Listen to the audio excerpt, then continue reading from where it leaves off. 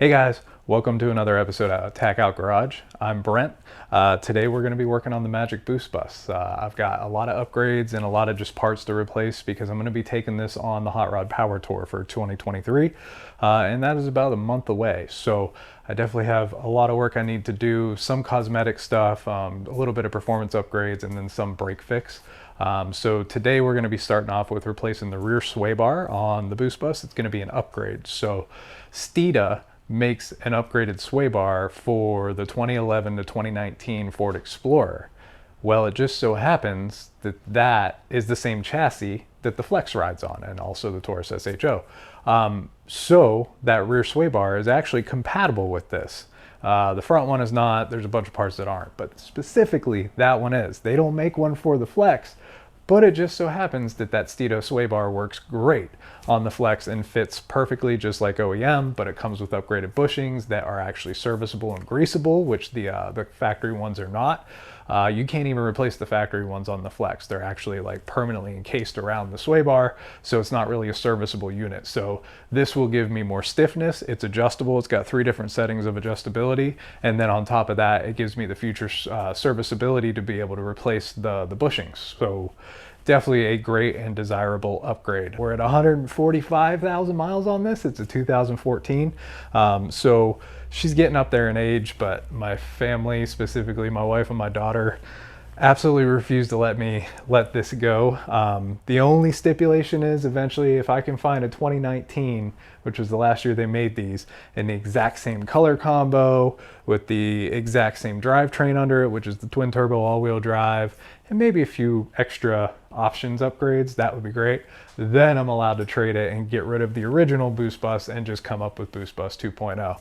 But until then, we're keeping this old girl alive. I do all my own maintenance on it. I have replaced and touched virtually everything on this vehicle, and it's in great driving shape, don't get me wrong. But then with the upgrades and the replacements we're going to be doing today, it's going to make a huge difference. This will probably be a multi-part series just because I have so much that I need to do. But I want to get this done today because then tomorrow I'm taking this to go ahead and get new shoes put on it. So I've got brand new Nitto NT 420 Vs. They're going to be going on all 4 corners. I'm running a 275/40/20 on that, so a good beefy tire. And those are supposed to have great grip. And this thing, when it launches out of the hole, which I will be doing the Hot Rod Power Tour, I want it to be able to grab and go. So that'll be something we need to do, but I want to go ahead and get the sway bar done and get the rear step pad done while I have it up in the air and I'm underneath the rear end, because I'm also going to go ahead and get it aligned tomorrow because I have a lifetime alignment on this. So knock out a few birds with one stone. We'll make this episode 1. So without further ado, let's go ahead and get started. First thing we're going to do is we are going to unpack our Steeda sway bar. So I like the adjustability of this because if I want to go in daily driver mode, I can switch the sway bar setting just by simply disconnecting the links, moving it to a different hole in the sway bar, and away we go. I'll have a softer ride. Or if I know I'm going to be aggressively driving, same thing. I can go from the middle into the furthest most inside hole and really tighten things up. So this will be going on a Dragon trip in 2 months. So I'll be doing Hot Rod Power Tour in a month from now, and then in 2 months I'll be heading up to the tail of the Dragon, which is, for those of you who don't know, is on the North Carolina-Tennessee border. It's 318 curves over the stretch of like an 11-mile road. It is a blast to drive, and I go every single year. But there are also great other driving roads. The Cherahalla Skyway specifically is a very big, long route that just has the most beautiful scenic views and just big sweeping curves going through the mountains, going up passes and down into valleys and all that. And it's a great escape, and it's a car guy paradise when it comes to anybody who actually enjoys driving their vehicles. So having this adjustability built in is going to be a great thing. So in the package, you get your sway bar. For those of you that want to know, the part number is 5551025 from Steeda. And I bought this directly from Steeda's website. There's lots of resellers that have it as well, but it's all about the same price. So the nice thing is it comes with 2 machine billet aluminum blocks, and then you've got brand new hardware, and then you got your poly bushings, which is very exciting, and they have Zerk fittings, which is even better. So I really like the serviceability of this, and it looks like the poly bushings are stamped too, so when and if I need to replace them, I can easily reference it and get new bushings instead of the unserviceable ones that are actually on the Flex now. So that's going to be a great upgrade. So I'm going to finish getting this unpacked, and then we'll rearrange the camera and we'll go ahead and get under the bus and get to work. All right, so here we are in the very cramped conditions under the car. This is where a lift would be really, really nice, but nonetheless, I can't complain. I at least have quick jacks, so I have more room than I would if I was just using a jack and some jack stands. So we're gonna get rolling on this to pull the sway bar. So the tools you will need for this job might be a little bit different than what I have, but not by a lot. Okay, so I need a 15 millimeter. You can just grab a socket. If you want to do this all with hand tools, you can. So 15 millimeter wrench or socket. You need a 13 millimeter wrench or socket. Obviously, if you have an impact, go impact, because that's just so much faster. And then you are going to need a 10 millimeter, preferably a ratcheting wrench, so that way you can crack loose one of the two bolts on the hangers for the exhaust on either side. So there's one up above here, and there's one right above here. And so basically what you're going to do, you're going to fully take one of the two bolts out, crack the other one loose, and when you do that, you'll be able to swing the hangers down and just drop your exhaust down a little bit, because you don't need a ton to get clearance to get this sway bar actually out. I'm hoping I can just buzz these right off and buzz them right back on. Because I've been under here and because I've replaced so much already, I'm hoping this will go relatively quick. So we're gonna go ahead and get started. First thing I'm gonna do is go ahead and disconnect the sway bar links themselves. And then from there, we'll go ahead and start working on getting the exhaust down. And then there are two brackets that you gotta disconnect. And then basically it should be ready to pull out. So we'll go ahead and give it a shot. All right, and here is the bottom of the sway bar link. Like I said, mine is different because I've got Moogs. As you can see, they are greasable, and that makes a big difference just in serviceability. It's one of the biggest things that I love about changing out some of these parts of the aftermarket, is just the fact that things like this you can grease and you can take care of and not have to just replace when they go bad, and they last longer. Well, you replace them when they go bad, but I mean they last longer because they don't go bad as quickly. How about that? So let's go ahead and try to buzz this off, see if I got to hold the stud or not. Haha, got lucky, which means it's still a pretty healthy end link as well, so that's a positive. So let's go ahead and we're going to do the other side. Same concept. Buzz this bad boy off.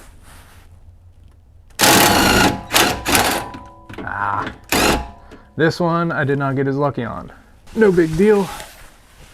Get back there on these Moogs, it's an 18. Hold the back of the stud. Buzz it off. So now we're good. All right, our sway bar end links are now disconnected. Oh yeah, that's a little bit wigglier and sounds a little rough. We'll try greasing it first. We'll see if we get away with that. Huh. Well, good thing I'm under here doing maintenance, huh? All right, next up, we're gonna see, get you up and over. So right here and right here, two little 10 millimeters, and basically you're gonna back out one. I'm gonna back out the inside one and just break this one loose, and then this whole bracket will just pivot down and give me a little bit of swing. So you can see hangers right here connected to this bracket, and I'm going to do that for both sides, and hopefully we'll be able to drop this down just enough. This is an aftermarket system, but I'm hoping I still have enough wiggle. Whew. There it goes. Huh. Always check your righty-tighty, lefty-loosey first, huh? And unfortunately, this is one of those where you really don't have a ton of room. You could potentially get a socket in here, maybe if you want to screw with extensions, but for me, I'm just gonna ratchet wrench it if I can keep it on. Half the battle. Because boy, is there no room. I needed 2 hands for that one. I often wondered how YouTube mechanics could work efficiently with a camera in their hand. And I have rapidly come to recognize the fact that they can't. They cannot work efficiently with a camera in their hands. So, to those that do it religiously, kudos to you, because I can't do it. Not to mention, I got things to do. I don't want to spend 4 hours doing this job when it could take me 2. All right, so the 2 inside bolts. God, apparently I felt like Hercules when I put this in. 2 insides are loose, or are out. Now I'm loosening the outside. There we go. Just enough to where you feel the bracket can kind of wiggle loose freely is all you need. So that way you're not pulling your whole exhaust system down. You don't have to pull the rubber hangers off because that's a metric pain in the butt. You just want it enough to where it swings freely and you can kind of just drop it down. So I've got lots and lots of hangers, but all you need is just enough wiggle like that. Just enough to where the whole thing will just kind of move. I'm hoping that's going to be sufficient. If it's not, that sucks because that means I'm going to have to pop hangers, and I hate popping hangers, but here we are. So yeah, that part's done.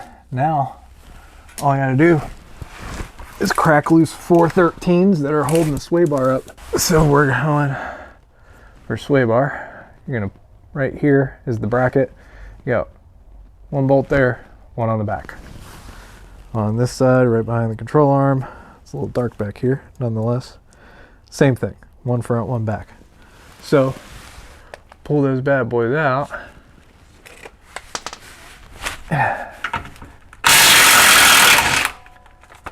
1 and 2. All right, sway bar is loose. So, now let's see if we can finesse this bad boy out of here. Boy, a lift would have made this easy.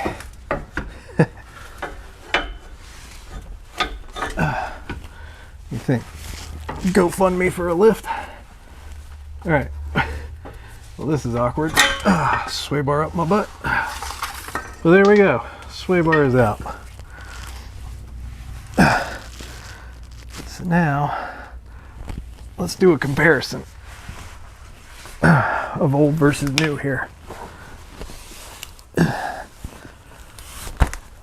Wow. I'm not built for crawling out underneath cars like I used to be. That's for sure. Holy cow.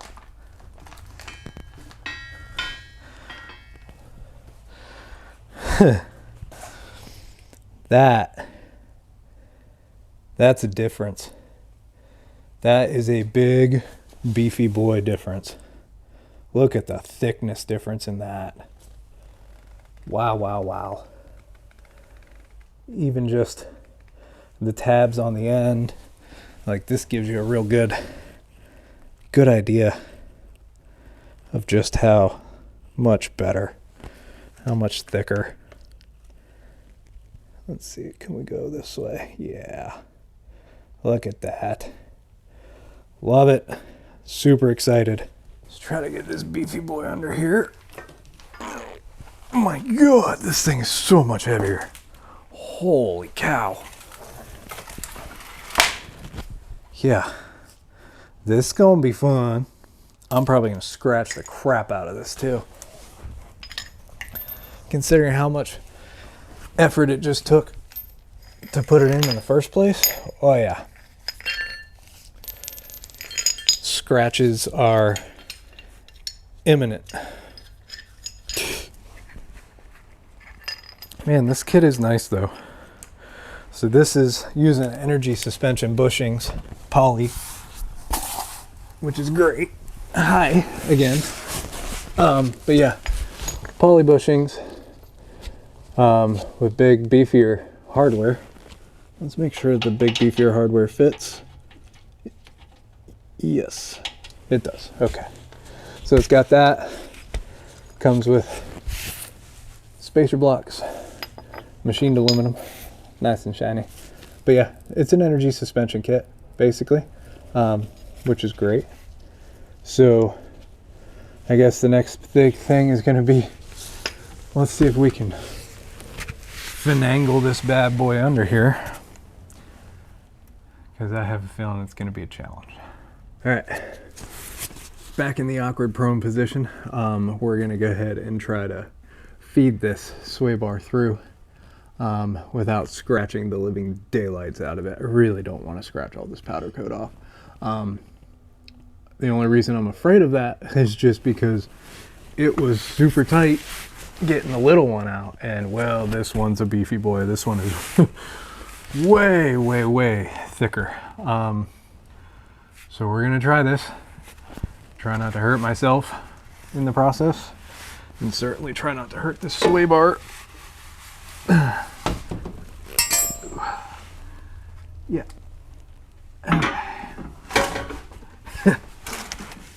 And there's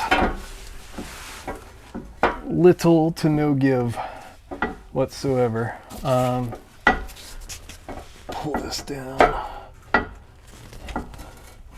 Problem is the rear diff is right in the way, and then my lower control arm is, I mean, right in the way. So trying to pivot it with this longer tab that's on the end of this sway bar is definitely presenting a challenge. So one of the biggest things that would make this so much easier is a lift, because you could pivot this sway bar end link all the way down and practically stand it up, and then just swoop up and over your exhaust system, and it would make life a lot easier. I was really, really, really trying to avoid dropping that first off, but also dropping this this exhaust system, and I'm feeling like I'm not gonna have enough wiggle to do this otherwise.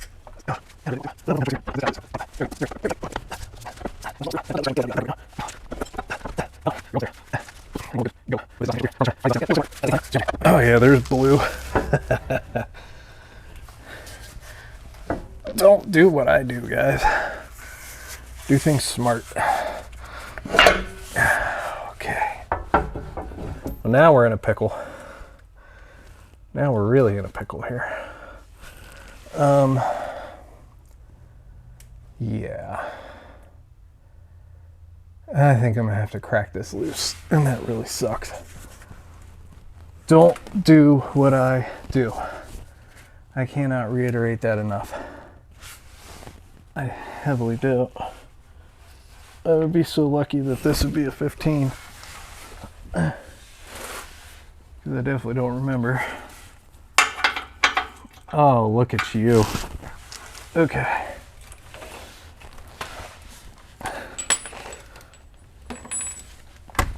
Well, it's this back pipe that's giving me the hard time here. So let's see if we can crack her loose.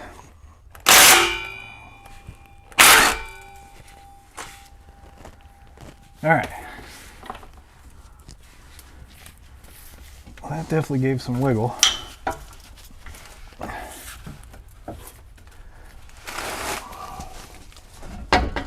Oh yeah. That did it. Okay.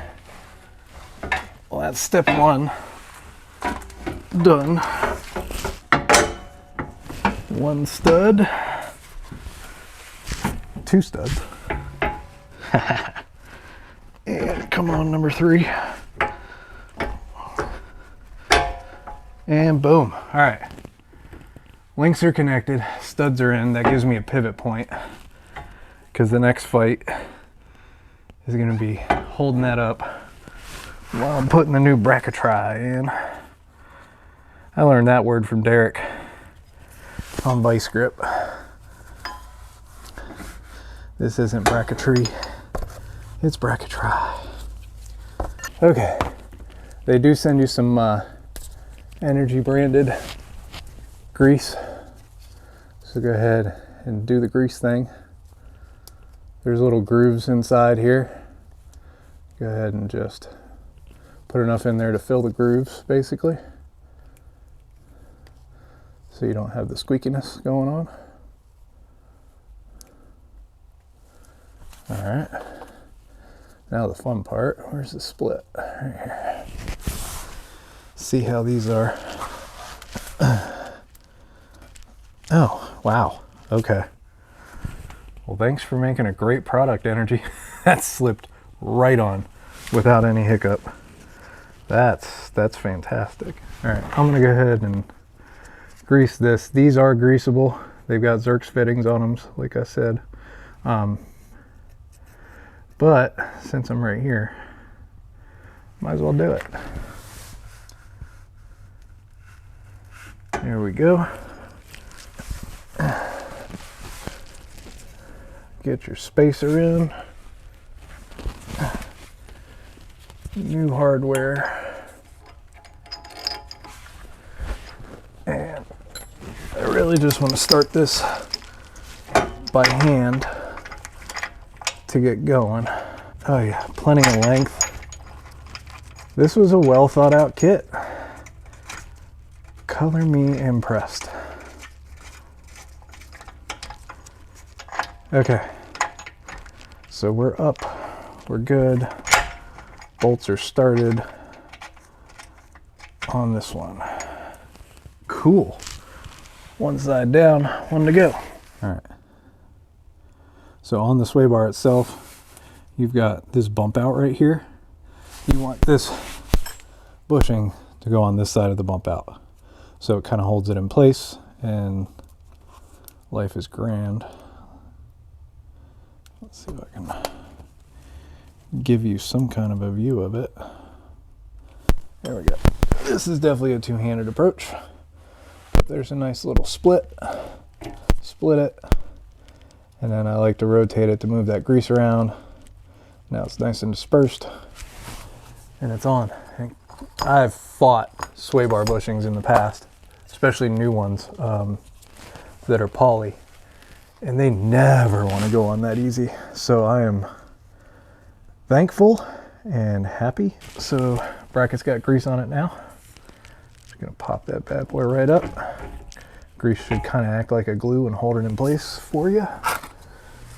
And then you take your spacer bracket, put that up there.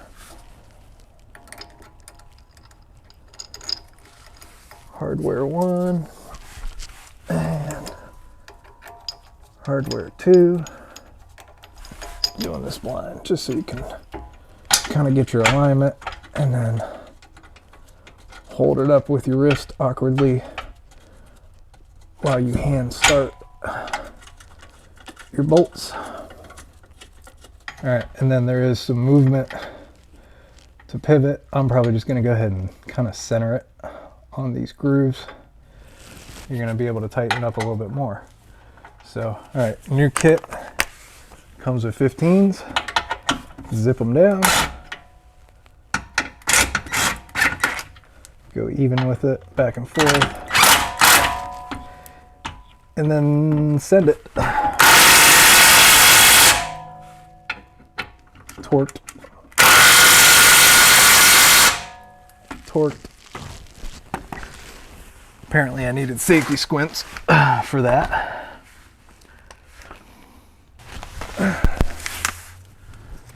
Once again, throw an 18 on behind.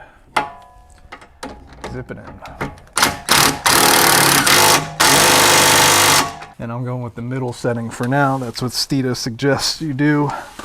Get this side done.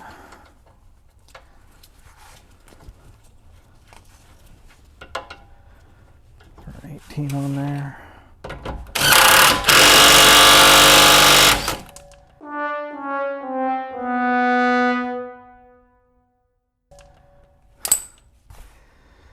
And then you send it too hard and a quick fix turns into a nightmare.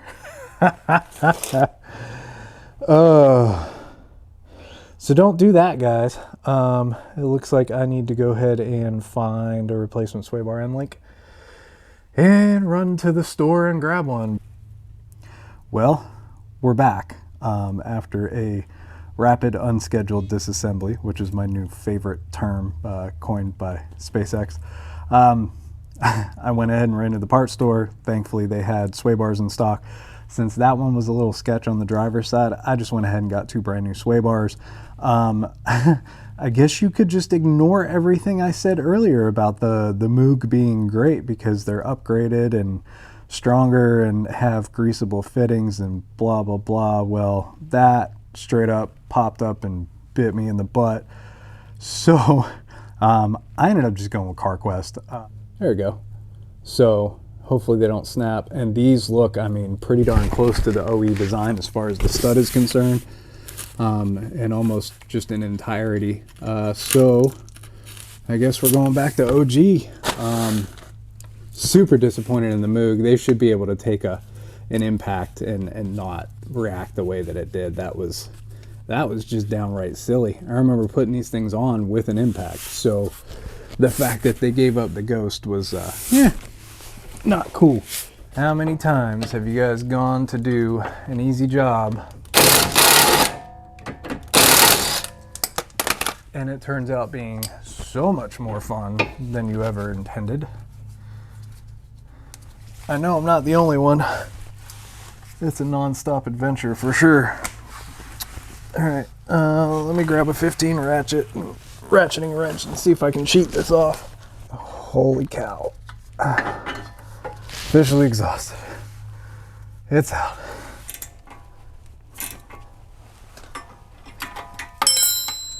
Make sure your boot's not all twisted up and looks good, which this one does. All right.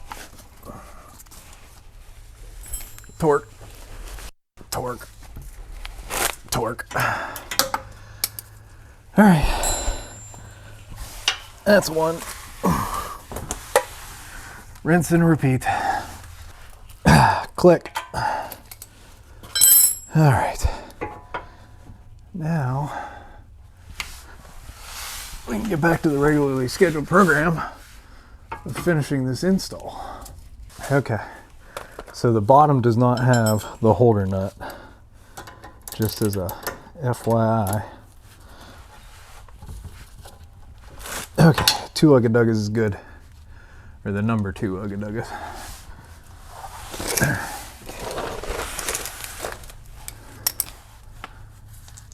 Let's see if we can wiggle this guy in now. And this is going to be the hard one, because now you got to rotate this whole assembly down, because the sway bar has tension on it now. Get it started, get your thread out, get enough thread, and then you should be able to suck it the rest of the way in.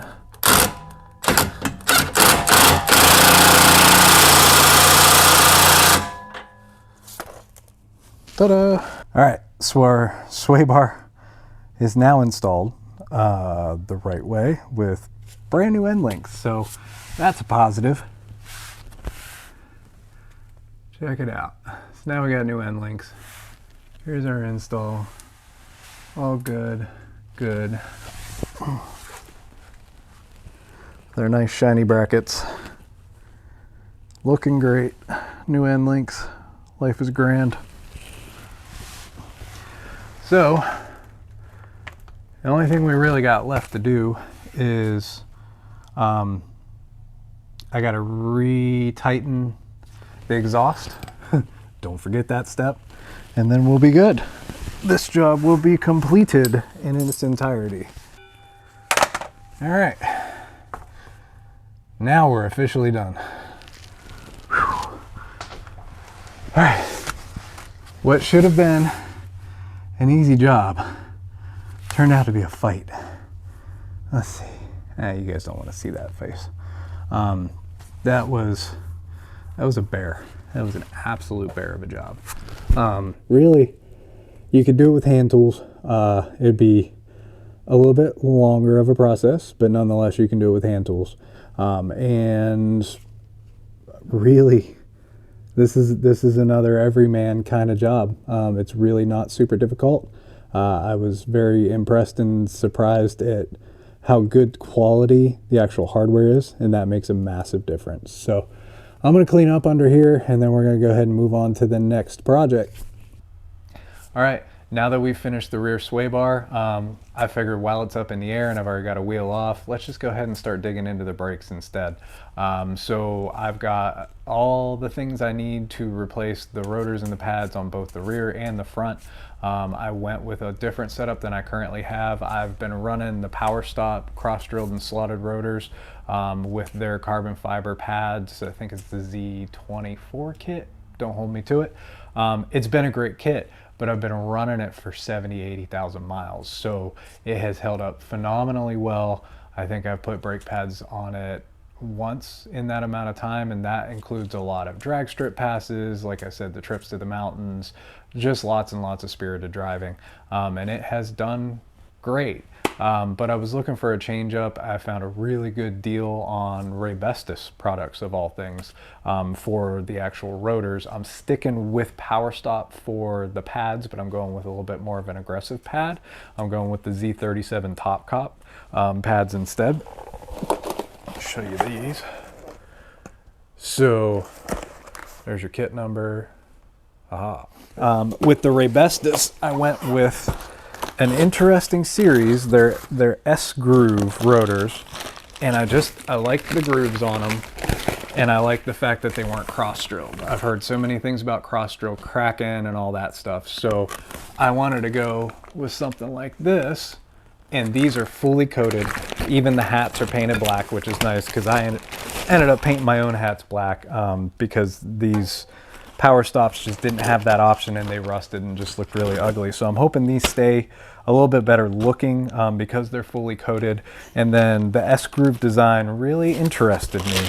It's something I have not seen before, and I mean, it makes sense. And the nice thing is it's non-directional, which is also a really nice little added bonus. So you don't have to worry about putting the vanes on facing the wrong direction. So reviews on these were good. Price was even better. Once again, Rock Auto coming through for me. So yeah, so we're gonna do a full change up on it. 145,000 miles on this beast with almost, I'd say 80,000 on this brake setup. It has been great, but we're gonna move on to greener pastures. So for this job, very, very simple. Once again, I keep stressing it, but it's true. Anybody can do this stuff at home with basic hand tools. For this job, specifically in the rear, you need 13 millimeter wrench, 15 millimeter wrench, and the only curveball you're gonna get is Ford did use the setting bolts that actually holds the rotor in place. So for that, you wanna get a T40 Torx bit. I have one that's in 1/2 inch, so I can just impact it and pop it right off. Shouldn't be seized because I put anti-seize on it last time I had it off. But every once in a while that'll fight you. If it does fight you, they have impact screwdrivers where you can plug it in, put your bit in, and then you whack the back of the screwdriver with like a sledgehammer, and it impacts it and tries to break it loose so you don't round your bit off. But hopefully for your sake, you don't have to fight those. I know that's the bane of a lot of people's existences. A lot of people don't even put them back on. For me, it just made sense to just kind of keep it the way it was. It doesn't get in my way. Like I said, anti-seize is your friend. So I'm gonna go ahead and get rocking on this. I mean, you guys have probably seen a brake job before, but in case you haven't, we'll go ahead, maybe. Oh, I'm tightening. Righty tighty, lefty loosey, people. Holy crap. I am just Hercules when I do this stuff sometimes, I swear. Once again, ratcheting wrench is your friend. All right, 213's out. With this guy, you do have to be careful because it has the integrated e-brake in it, and it can be a bear sometimes and have a bite on it. Sometimes you might need a pry bar. Sometimes you can just wiggle it right off. I got lucky. Now I will say the only thing I didn't put in the disclaimer about things you will need is for the rear on these flexes and the SHOs and the Explorers, they all kind of share the same brake kits. You do need a brake kit. You need a brake press kit, specifically because these guys have the rotation style rear calipers, and you can't just like compress it back in. So I guess I fibbed. Hand tool wise, that's literally all you need is a 13, a 15, and a T40 to remove all this stuff. But for reinstall, you are going to need just a couple extra little things. For the front, you can get away with just like a C-clamp, or, you know, a really strong pair of wide vice grips, something along those lines. But for the rear, oh my gosh, I am strong like bull when I put this stuff on. Goodness. For the rears, you need a brake kit. Harbor Freight's your friend, I'll say. So they sell a brake kit that I bought that has lasted me the test of time, and I've used it on multiple vehicles, and it just works. Half my garage is outfitted by that place. Love it or hate it. I've got lots of tools that have been fantastic. I've had some that have just kind of sucked, but yeah. I had to take a moment and pause and think about, do I really need to remove the caliper bracket? But then I realized I'm replacing the rotor. So the answer is yes. Yes, you do. All right. Find my tools. So calipers off, just that quick and easy. Really not bad. Give her the ugga-duggas. Screw came right out. Fantastic. I'll make sure I grab some anti-seize and put it back on there. But yeah, screw came right out. No problem, man. And then we'll see. Yep. Once again, I was smart. I smeared anti-seize. I used copper, and it's still there. So we're good. So yeah, so these are the old ones. As you can see, I mean, they don't have a lip on them. They've worn really, really well. And maybe I'm one of the lucky ones, but I don't have cracking, nothing like that. My biggest problem with these is they started getting a little chattery, and they started getting just slightly noisy under heavy braking. I've got a little bit of grooving, but you can't really feel it. It's more just visual grooving. So even that, the wear pattern's great. The only other thing I can say is the combination of having those pads and having these with the slots in them, the slots would fill up. So you can see it on the back, maybe. Yeah, slots just got some junk in it. And I don't know if that comes with age because they never used to do that. But I'm hoping the new Raybestos ones do not do that, especially with the new pad compound. I'm hoping all of that plays nice. If you guys don't have anti-seize, for goodness sakes, get some. It's your best friend for the future. Your future self will thank you for utilizing it. So you don't have to go crazy with it, but just a little bit on the face of your mating surfaces makes a world of difference. And I just kind of smear it. I don't go thick at all, just a good coating basically all the way around. And it will save you a headache in the future. As you saw, it took me 0 time whatsoever to rip these bad boys off and have this done. And I like to get around the hub as well. Another good idea is just have some brake clean. These are coated, so it's not going to be the same as like a raw rotor. because a lot of times you'll have machining oil left over or a coating on the rotors themselves to keep them from rusting while they're in storage. These being coated don't really have that problem. However, I did just get a little grease on them. So inevitably when you're working on this stuff, you're gonna get a little grease. Brakes and grease don't go together very well. So it's always just a good idea to have some brake clean up your rotors after you get everything installed. So I'm going to set this to the lowest ugga-duggas and go ahead and put that set screw back in. Does not have to be tight.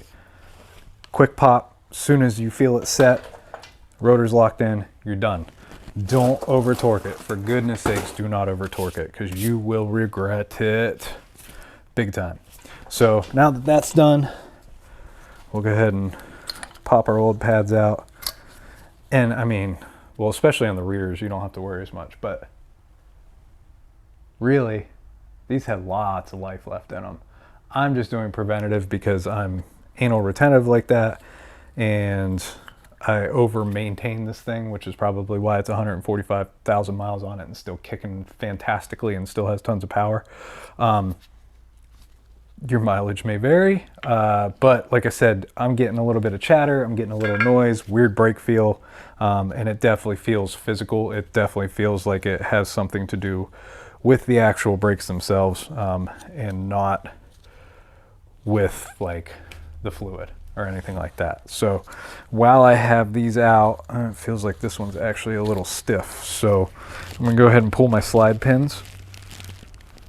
Wow, that one's really stiff. I didn't maintain these all that long ago. Goodness gracious, yeah. So that got, I mean, it's still greasy, but boy, that was tight. That's surprising. All right, well, let's see what our kit came with. Looks like it did come with grease and new slide clips. Did not come with new rubbers. That's all right. So you can see the clip design. It's got that big U shape to it. It's got the bouncies on it. Versus that's what Power Stop sent with the new kit. I'm not a fan of that. Visually, the pads look identical. So I'm going to retain these clips. They're not old. They're not rusty. I just need to clean them up real quick. So we're going to do that. We're going to clean them up, reuse them. See this top pin? Slides fantastic. That bottom pin, that was odd. It's almost like it turned into a paste. So always make sure you clean up your slide pins. Always make sure you clean up your sliding surfaces on your metal clips on your actual your caliper bracket, just to make sure everything moves freely. Hell, that could have been part of the reason why I was getting chatter, but we're already this deep in, we're all going fresh and new anyhow. I've got a 2,000-mile road trip ahead of me for the Hot Rod Power Tour, and then, like I said, I'm going to the mountains thereafter. So everything's new. We're just gonna push forward with it. Get the mechanics friendly cleaner. Let's see here. I think I get the non-chlorinated stuff, or maybe this is the full test. I don't know. It's got the danger poison with the little skull and crossbones. So yeah. If it's dangerous, you know it cleans well. It's the way I see it. So, all right. Nice and clean. I like it. I like it. I like it. God, these things need recoated. They need repainted pretty desperately. They're not terrible, but they ain't great. Especially once you get brake clean on them. Starts eating a little bit. Whoopsie. Okay. Well, anyhow. Now we got nice shiny slider brackets. They look great. So that part's done. We can actually go ahead and put the bracket back on.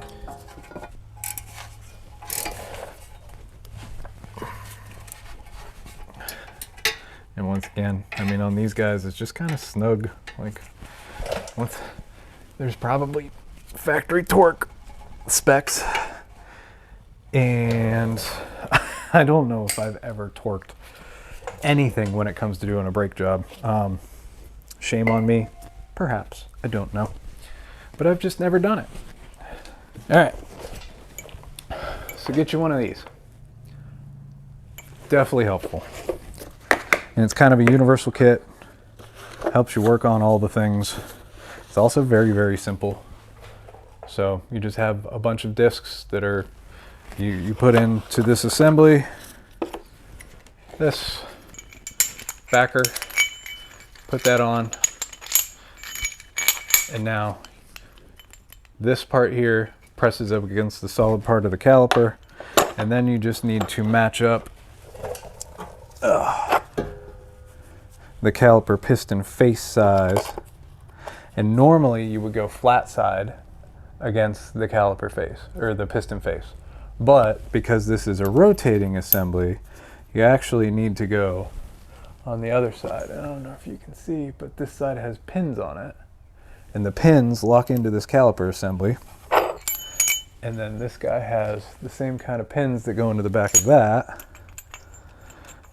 The pad. And then boom. All right, so I have all the sizes of things I need. We're good to go there. Let me set this up and then I'll bring you guys in so you can see it if you've never seen this kind of setup before. All right, so I'm gonna bring you guys in on this. Let's flip the camera around. And this is what you got here. So you can see in here what I was talking about. See those notches and grooves in the face of your caliper piston? So basically the kit that I have is going to lock into those grooves and it will press it in. So the way you'll know if you have a spin-in caliper or if you have just a good old pressure-based caliper is the fact of when you go to put pressure on it and it doesn't move, then you're in trouble. So to get this guy in, you just pop that in, set your face in, and it's locked in right here. And then hold this guy steady. Whoa, this is much harder to do this way. And bring it up till it's snug, like that. And then you grab it, and it's gonna fight you. It's gonna fight you hard. But basically you need to rotate it. All right. So we're gonna spin it clockwise to press it back in. And the reason this is the rotating type is because it has that integrated e-brake into it. That's typically where you're going to see the rotating type face and caliper piston. And it is not fun. And for God's sakes, make sure you don't have your e-brake set when you're doing this job. You'll never even get the caliper off in the first place, but just saying, don't forget that crucial step. The only thing I wish they had different on this design for this toolkit is a longer handle. Because let me tell you, you can't get a lot of leverage. There she goes. She's going a little easier. I say that, then it gets harder again. There we go. Okay, and we're gonna rotate basically all the way in because we're going brand new pads. So rotate till you really can't rotate anymore. Don't try to force it. Keep an eye on your boot. Make sure you're not slipping off, pinching the boot, hurting it anyway, because you definitely don't want to do that. That'll be a bad day. Of course, slam the caliper off your kneecap a couple times just to make you feel alive. And then every once in a while you gotta adjust this collar just to keep tension, because it will want to back off as you're twisting inward, because obviously you're removing that gap, making it smaller. Okay, so we're gonna try that. This may or may not fit. I might have to go back for another round, but that's flush with the boot. So we're gonna see if that plays nice. So So now, before you actually put your pads on, break out the grease. See where the grease is going to come from. Every direction. All right. A little bit goes a long way. Grease your clippies. Anywhere that is a sliding surface, basically, you want to put some of this brake grease on it. This brake lube. I like to take a little bit and rub it right on the face of the piston, because that does, I mean, a little rotation, a little movement, so the less friction the better when it comes to any of these parts that are touching each other. All right, now time for pads. Got a good backing plate on it. There it goes. So you can see top cop. Looks kind of cool. I don't even know if you'll be able to see it or not. I really don't care per se. You're gonna have a big flat side, and then you're also gonna have a curved side. The curved side typically follows the curve of the actual rotor. That's kind of what lets you know what direction you need to make your brake pads go in. So slide that in there, slide that in there. Yeah, holding it nice and tight. That's what, with that other slide assembly, yeah, those will go in there, but this one has the extra tabs that kind of keep solid pressure on these. It's just a way better design. I'm kind of perplexed. All right, let's get this guy in here. All right, our pads are in. You can grease these.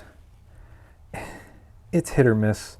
To me, it just makes a mess. I'll put a little bit down the strip, basically, where the actual caliper hooks kind of grab onto this, but outside of that, don't smother the whole face of the brake pad, because then what happens is it just grabs all the dirt and the dust and the nastiness, and then you're just left with dirty looking brakes. All right, so it looks like I did shrink in my caliper plenty, which is great. So we're gonna pull that back out real quick, and we need to clean up our slide pins, our perplexing slide pins. Slide pins, I mean, rarely like super wear out as long as they've been kept lubed, so really it's nice to have new ones on occasion. I think I replaced these at some point in their lives, if I remember correctly. But these are still, you know, there's no weird wear pattern or anything like that, so we're good there.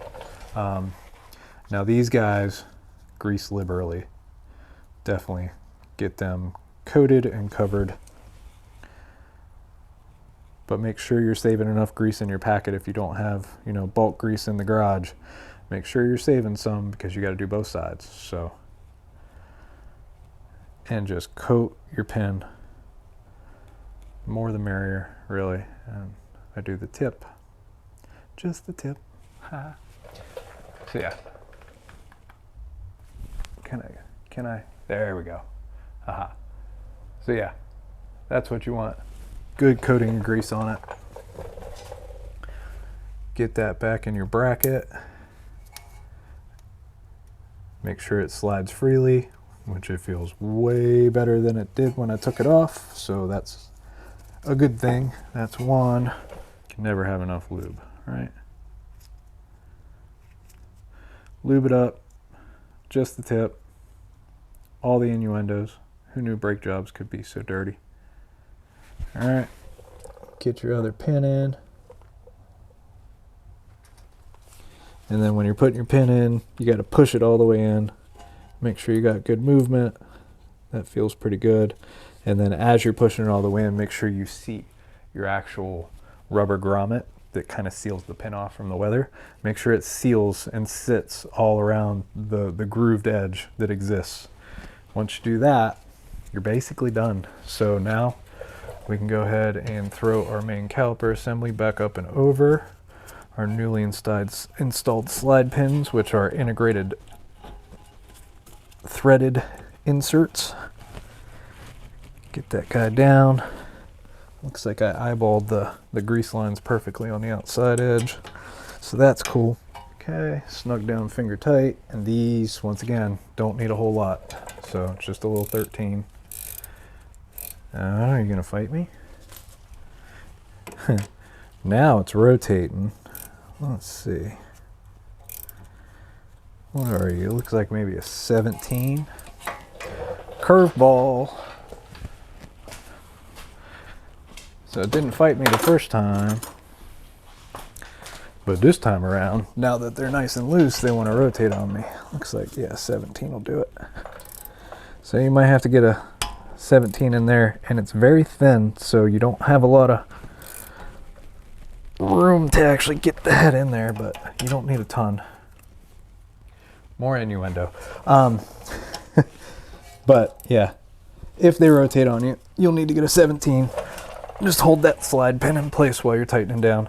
Once again, you don't have to go buck wild and crazy on the torque. Guten tight, and you're good. Installed.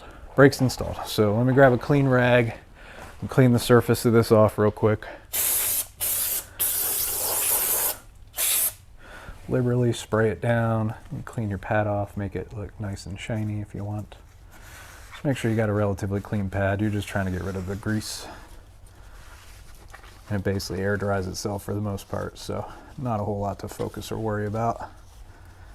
And watch when you're wiping around the hub, because you put anti-seize on there, trying to help yourself in the future. I know the back was clean, so I wasn't super concerned about cleaning these. Like I said, if this was raw, clean the crap out of it. And do a full rotation on it after you get it on. You can clean it before you put it on, but like I said, there's a good chance you're gonna get grease on it as you're putting the whole brake assembly back on. So I always suggest, you know, just go that route. So I'm gonna go ahead and do the other side. I won't bore you guys with doing the same exact job over again on the rear, and then we'll catch back up when we go to do the front. All right, so now we're on to the front. It's gonna be a change up. So for the front, you're going to need 17 millimeter and an 18 millimeter, and you still need your T40 Torx. And that's really all you need. On the fronts, you can get away with compressing the calipers with just brute strength, just pressing them up against the brake pads before you uninstall them. I have pretty good luck with that. If not, this is a dual caliper setup, so, or a dual piston caliper, so you would need to use a little bit different adapter on your brake compressor kit. So I probably won't use it, but I'll just go ahead and show you. Just basically, I just grab the biggest disc in the kit, and that'll usually bridge across both both piston faces. Good enough for you to be able to compress it. But like I said, good old brute force on this one should be able to do the job. I went ahead and already did the passenger side, but I figured I'd film the driver's side because it's just easier for you to see me over on this side, because my garage is a disaster and is really, really tight over there. So we'll go ahead and start busting through this. It's more of the same compared to the rears. Not a whole lot of a difference. So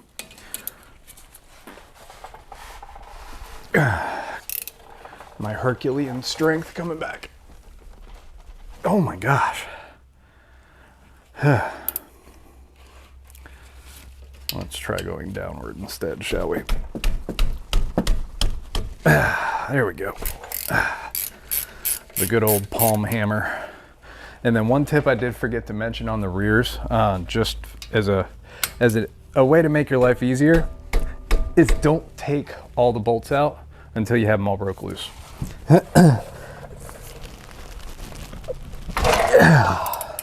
Because otherwise your caliper will want to rotate on you, and then you have a hard time cracking it loose. So get your top one loose, get your bottom one loose, and then you can go ahead and back them out.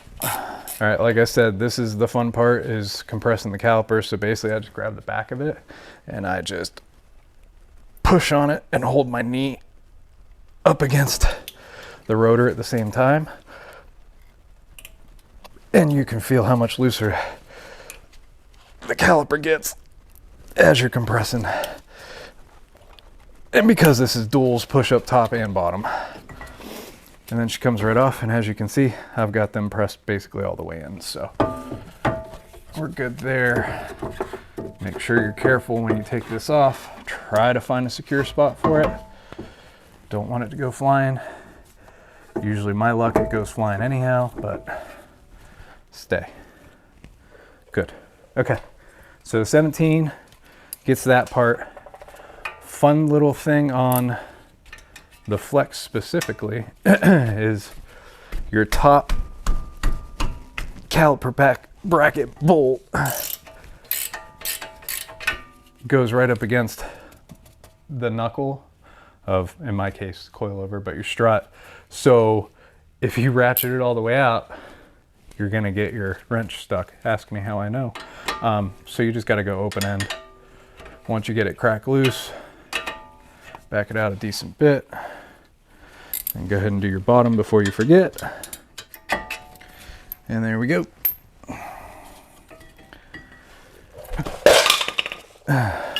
That was graceful.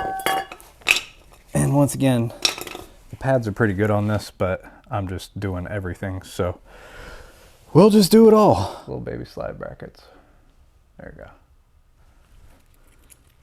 Same goes. So, and there are two different sides. If you hold them like that, there we go. You can see the tabs go opposite of one another. So when you're replacing them, do pay attention to that because they only go one way. All right. And the little curly Q faces outboard. So got that little curly Q there. That goes facing the outside of the bracket, and it only goes in one way. So you'll know. And when I say outboard, I mean it's facing the outside of the bracket. Now I will say, as a very specific model disclaimer, my Flex is a limited and it has the heavy duty brakes. The Flex actually came with two different style of brakes, a smaller style and then the heavy duty, which is the big brake basically. And so the same rules should apply, same processes apply, I mean basically for almost any brake job, unless you get into classics, but your sizes might differ when it comes to the tools you need to use. I'm not sure, I'm not familiar with just the basic brake system on whether or not it has any different sizes. I know the hardware is smaller, so I would assume the actual attaching hardware is also smaller. So just something to keep in your mind. All right, we are greased up. Oh, I'm getting ahead of myself. Helps if we change the rotor out. That's part of why we're here. T40. Thank you, past Brent, for using anti-seize on everything.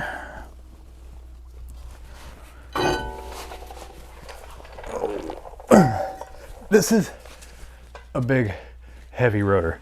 These HD brakes are no joke. Like, I know people talk about big rotors on sports cars and everything else, but on this guy, I mean, let's put it up next to my head. It's a big boy. It's beefy and thick and cooled. Yeah. So, doing a brake job on this does give you a bit of a workout. You can skip gym day.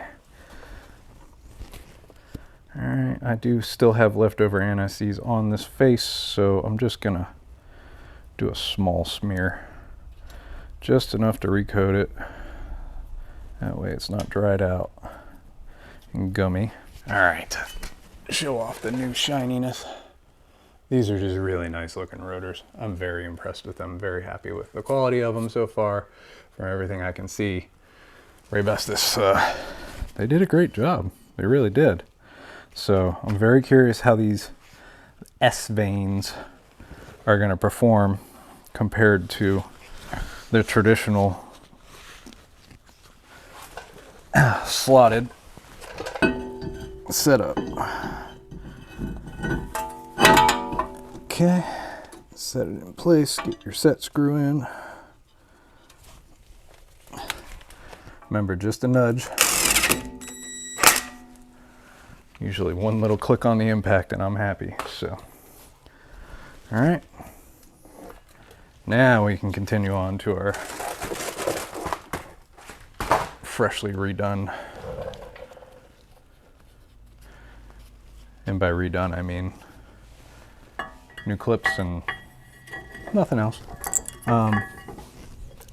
Caliper brackets here. Hercules.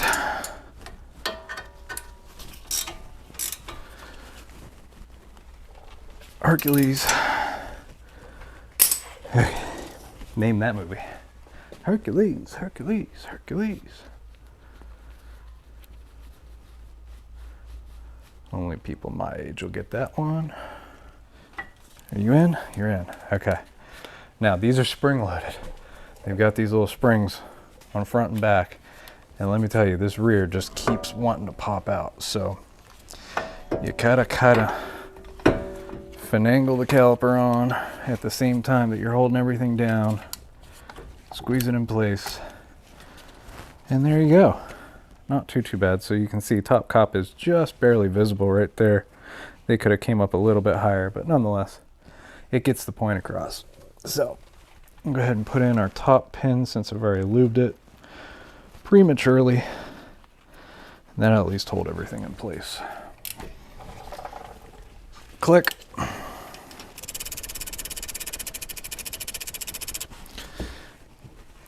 Click.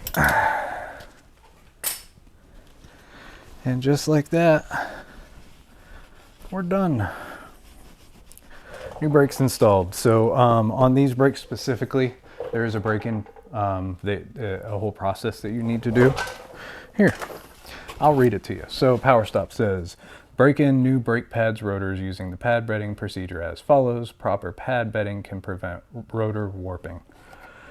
So basically they want you to do 5 aggressive decelerations to get up to 40 miles an hour and slow down to 10, but don't come to a complete stop.